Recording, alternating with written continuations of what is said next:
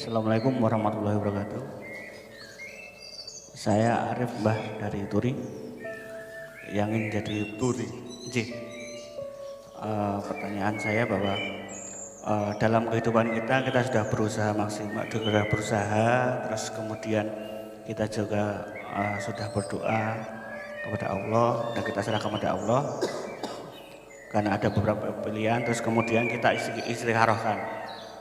Tiba-tiba muncul misalnya poin A gitu. Tetap bagaimana hukumnya seandainya kita tidak mengerjakan sesuai yang kita istikharahkan. Secara hukum agama kita juga itu bagaimana? Apakah kita dianggap sebagai syirik ataupun musyrik atau seperti apa, saya kurang tahu. Saya kira itu bukan ranah hukum, itu ranah logika dan ilmu.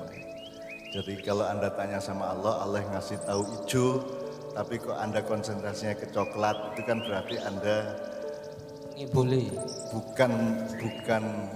bukan melanggar hukum, tetapi Anda mengecewakan Allah yang sudah memberitahu Anda mengenai hijau. Nah, saya tahu kenapa Anda dikasih tahu hijau kok terus Anda milih coklat dan lebih konsentrasi ke coklat, karena menurut jalan berpikir Anda coklat ini yang lebih relevan, lebih produktif, lebih menghasilkan dan seterusnya. Anda tidak tahu bahwa kalau Allah ngasih hijau, itu Allah yang memegang rahasia hijau itu. Nah, masalahnya di sini bukan ilmu tapi iman kepada Allah. Kalau Allah sudah kasih hijau, sudah wis lakonono. Itu sama dengan gini, Mas. Anda disuruh sholat 5 waktu sebenarnya cukup enggak? Saya tanya. Kalau melihat jasanya Allah, rahmat Allah kepada manusia, terus awakmu matur nuwune ini kepada Allah itu dengan sholat 5 kali sehari cukup enggak?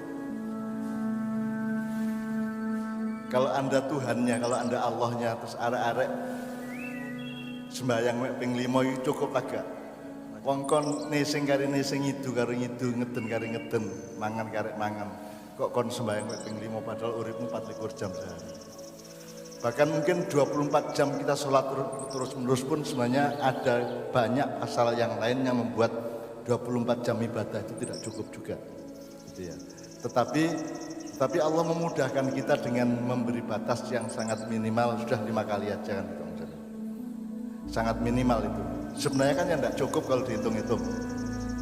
Rasa terima kasih kita kepada Allah, ya apa rambutmu cukul-cukul dhewe lak wis. Kon rabi maring ngono kon kari enak maring duwe anak lak wis. Kon gawe anak dhewe gak iso, gitu. Gitu.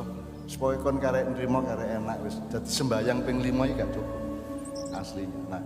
Nah Allah akan kecewa kalau dia sudah memberi petunjuk terus kita tidak menerimanya dan tidak. Itu kan menggambarkan ketidakpercayaan kita kepada petunjuknya Allah. Kalau menurut agama bagaimana, itu sangat menggelisahkan saya karena Anda betul-betul terpenjara oleh cara berpikir agama dan Islam yang sampai ke masyarakat sampai hari ini.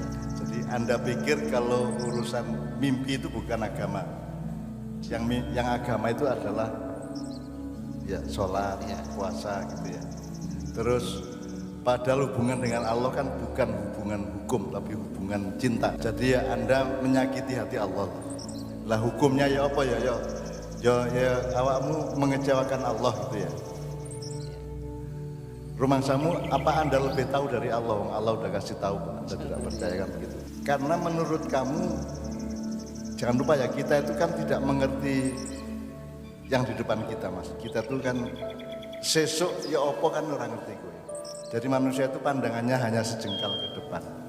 Sehingga putaran suatu keadaan sebab akibatnya produk dan hasilnya modal dan produknya itu, kemudian laku tidak lakunya semacam itu kan tidak bisa kita hitung. Makanya jalannya untuk segala sesuatu yang tidak bisa kita hitung itu dengan ilmu itu jalannya adalah tawakal. Kita mewakilkan kepada Allah. Nah, karena bertawakal kepada Allah lah Anda tanya sama Allah, niki saya ini pripun nggih. Terus Allah kasih tahu hijau. Terus yang Anda jalankan coklat.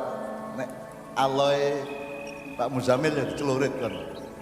Kon ikut takon dikandani ngeyel kan gitu kan. Ya, untung Allahnya bukan Muzamil gitu kan. Ya.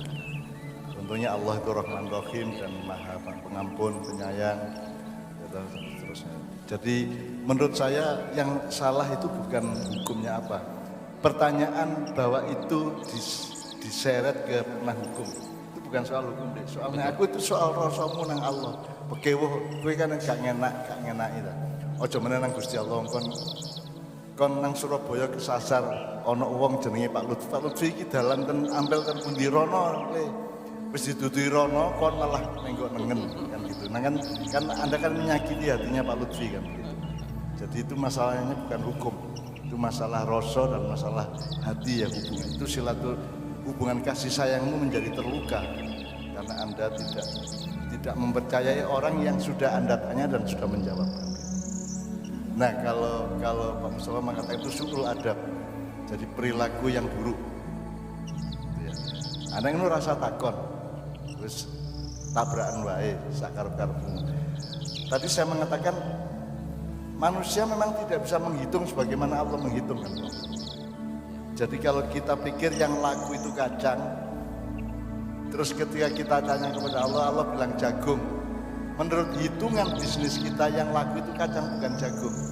Orang yang percaya kepada Allah akan jualan jagung karena Allah mengerti rahasia jagung pada langkah kedua atau ketiga atau keempat. Nek langkah insannya yang laku kacang. Tapi mungkin ada langkah berikutnya yang min itu layak kasih tadi. Itu kan begitu. Betul. Mudah-mudahan tidak mengecewakan Anda dan saya ikut matur kepada Allah, ya Allah ampunilah dia karena dia memang produk dari pemahaman Islam yang fikih sentris yang sangat terlalu memperhitungkan segala sesuatu dengan fikih. Jadi umbelene hukumnya apa? Ngempoi hukumnya apa? Ngempoi ngerti Mas? Ngempoi itu ngentut tadai nganggo tangan terus diselegi cangkeme apa? Irunge kan sana itu jenenge ngempoi. Hukumnya apa? Ya kamu menyakiti dia. Bisa jadi dipasalkan secara hukum. Bisa ya. Itu mengganggu ketentraman orang lain bisa apa ya? Bisa juga, tetapi hukum itu tidak bisa menampung semuanya, Mas. Hukum itu adalah tajaman dari akhlak. Ya. Jadi akhlak lebih luas daripada hukum. Makanya kalau di maknya awal kan Anda tahu bahwa tataran pertama itu takwa, terus akhlak, baru fikih kan begitu. Nah, pertanyaan Anda adalah pertanyaan fikih untuk hal-hal yang sebenarnya Akhlak. Yang sebenarnya urusannya akhlak. Nah, sekarang urusan akhlakmu dengan Allah bagaimana kan begitu. Jadi bukan pertanyaan hukum itu. Meskipun Allah karena akhlak buruk Allah juga bisa menghukum, bisa juga. Betul. Tapi kalau Anda tanya fikihnya apa, tidak ada. Jadi Allah itu intinya Allah itu lebih mengetahui apa yang tidak kita ketahui gitu Pak.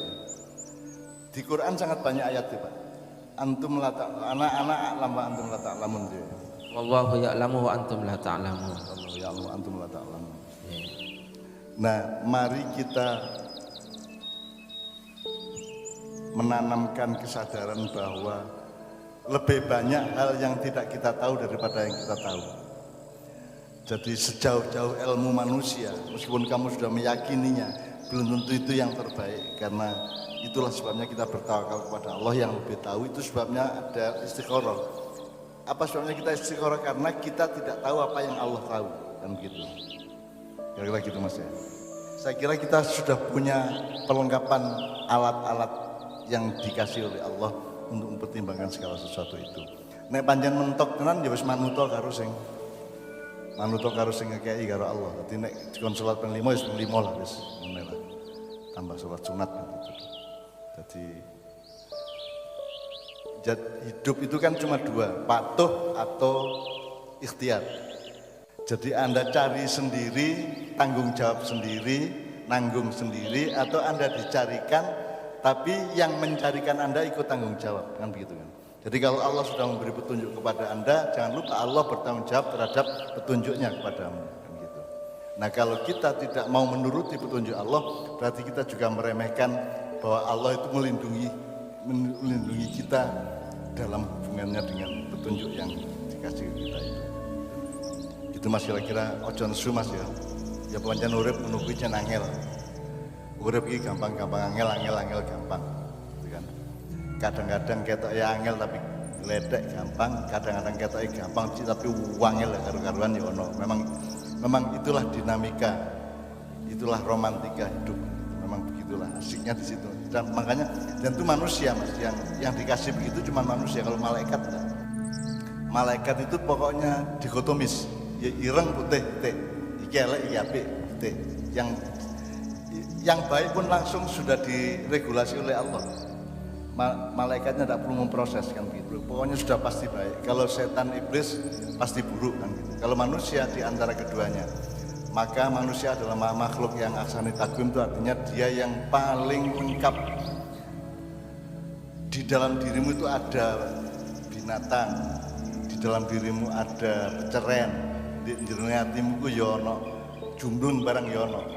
Ya, di jerone awakmu ku ono malaikate, ono setane, ono iblise, ono semua makhluk Allah yang lain ada pada diri manusia. Bahkan Allah sendiri ada di dalam diri manusia. Nah itu saya kira problem rutinnya manusia di segala zaman. Allah mengatakan apa yang kamu pikir buruk itu jangan-jangan itu yang baik untukmu, dan apa yang kamu pikir baik ternyata itu buruk bagimu. Itulah sebabnya kita istikharah Mas. Itulah sebabnya kita harus terikat, mengikatkan diri terus kepada tasim billah itu. Maka kita gandolan Gusti Allah terus itu karena kita itu ilmu ini terbatas. Ketok api tapi ternyata elek, ketok elek ternyata api. Asa antu krihu syai'an wa huwa khairul lakum wa asa antu hibbu syai'an wa huwa syarrul lakum. Nah, karena manusia hidup di dalam dinamika atau ketidakmenentuan di wilayah abu-abu nek cara modernnya, di daerah abu-abu, maka kita membutuhkan kejelasan mengenai hitam, kejelasan mengenai putih. Itulah sebabnya kita bergerak dari abu-abu ke hitam atau putih itu minta dituntun oleh Allah, karena Allah yang maha tahu mana yang baik, mana yang buruk untuk kita. Nah kalau sudah dituntun ya gelem.